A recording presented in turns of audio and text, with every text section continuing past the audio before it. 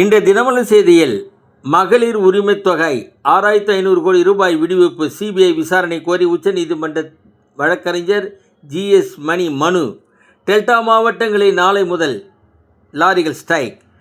சேலம் விஜய் கூட்டத்தில் பலியானவரின் உடலை பெற மறுத்து முற்றுகை.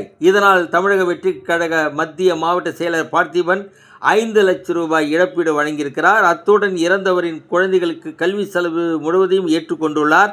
இதனால் உறவினர்கள் சுராஜின் உடலை பெற்றுக்கொண்டனர். அத்துடன் ஊருக்கு கொண்டு செல்லும் செலவையும் ஏற்றுக்கொண்டிருக்கிறார் என்றும் கூறியுள்ளார்.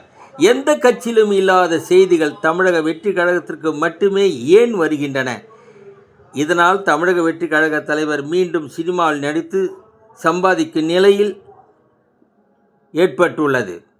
இரிடியம் மோசடியில் சிக்கிய 6 பேர் கும்பல் நாடு முழுவதும் கைவரிசை காட்டியது அம்பலம். வணக்கம்.